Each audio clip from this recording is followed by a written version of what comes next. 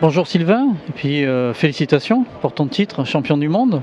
C'est une belle surprise, peut-être pas pour tout le monde. Pour toi, c'était un travail en amont, tu en as rêvé, je crois. Bah oui, évidemment, c'est vrai que c'est un rêve d'être champion du monde, hein. Je pense que c'est un rêve de gamin pour un peu tout le monde, un peu tout sportif. Et bon, c'est quand même une surprise pour moi, même si je me suis énormément préparé. Ouais. C'était vraiment un objectif, je crois. Bah oui, juste après mon succès au championnat de France, dès le lendemain, j'avais qu'une idée en tête, c'est faire au mieux, représenter au mieux la France sur ces championnats du monde. Euh, je me suis mis véritablement cet objectif dans la tête. C'était l'objectif de la saison et aussi l'objectif de toute une vie, parce que bon, c'était un rêve de gamin de participer à un championnat du monde. Ouais. Alors quand on a déjà été champion de France, champion du monde, on peut se dire, bon, ben, qu'est-ce qui reste derrière? Ouais, il y a plein d'autres choses. Et puis bon, moi je suis quelqu'un qui remet assez facilement les compteurs à zéro, hein. Donc il y aura d'autres championnats du monde peut-être l'année prochaine ou dans 2 ans. Donc moi j'aime représenter, j'aime porter le maillot français. Donc j'ai cet amour-là. Donc j'aurai à cœur d'y participer sur les prochains. Et malgré ton jeune âge, tu as 32 ans, je crois. 31, ouais. 31 ans, tu affectionnes les distances plutôt longues. Et ça depuis le départ, je crois, hein. Oui, moi j'ai tenté déjà une petite incursion en course de montagne il y a 2 ans et ouais, j'ai été mis un peu en difficulté. C'est vrai que je pense que chacun on est fait pour.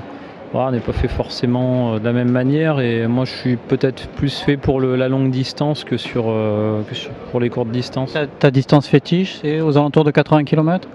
Ouais, je pense que ce format entre 60 et 80 km, c'est un format qui me convient bien.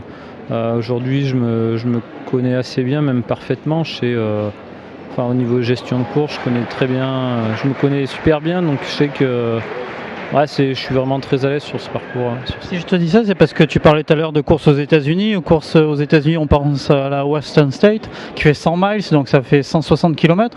Là, ça fait quasiment le double de la distance dont tu parles. Est-ce que ça te fait pas peur, justement? Non, après, je vois avant tout le côté plaisir, hein, parce que bon, sans plaisir, c'est difficile d'aller à l'entraînement, d'être performant et tout. Donc moi j'ai vraiment un réel plaisir j'ai l'impression plus je fais des courses longues et plus je prends plaisir et plus j'ai l'impression d'être assez performant. Donc ouais, j'ai vraiment hâte de passer cette barrière des 100 km. Alors, tu es champion du monde, mais la championne du monde, c'est une femme, c'est Nathalie Mauclair, qui elle est habituée aux places d'honneur. Comment vous avez célébré ça ensuite avec l'équipe de France? Ça a été une grosse fête? Oui, je voudrais tout d'abord, oui, c'est vrai que Nathalie Mauclair elle a fait une énorme performance, hein, elle double son titre de championne du monde. Je voudrais saluer aussi la performance de l'équipe féminine, hein, qui est championne du monde aussi. Faudrait pas les oublier. Nathalie qui a fait une énorme performance, ainsi que tous les coureurs hommes de l'équipe de France, hein. Ouais, ça fait une belle équipe. Ouais, ça fait une belle équipe, hein. C'est la plus grosse équipe, ouais, qui était engagée, présentée sur un championnat du monde, hein. Mais ouais, une bien belle équipe et un beau collectif avec un super état d'esprit et c'est ça qui a fait plaisir à voir et ça donne ouais, d'autant plus envie de se donner et d'essayer d'aller chercher ce titre par équipe, parce que c'était avant tout l'objectif premier de l'équipe de France. Ouais. Bon, est-ce que tu peux déjà parler de l'après-championnat du monde, de tes prochaines courses, ou pour l'instant tu es sur ton nuage et on te laisse tranquille dessus, mais on te retrouve à la rentrée par exemple? Ouais, il y a... Ouais, généralement, quand je réussis un bon objectif, j'aime bien prendre le temps de bien récupérer, de bien savourer, parce que on n'est pas des machines. Tu vas viser en fonction? Si, c'est vrai que les championnats de France au Sancy, j'ai le titre de champion de France, donc j'aimerais bien tenter de le défendre. Et en plus c'est sur les terres de ma petite femme, donc c'est des terrains d'entraînement que je connais très bien. Donc, oui, tu aurais l'impression de jouer à domicile un petit peu? Oui, voilà. C'est à quelle période cette course? C'est fin septembre, ouais. Ouais, tu aurais eu le temps de récupérer, ça serait presque Ouais, Parfait. Parfait, ouais, c'est un petit peu ce que j'avais fait l'année dernière. J'avais fait un bon break au mois de juin après une maxi race où j'étais quand même assez fatigué. J'avais fait pas une course vraiment top.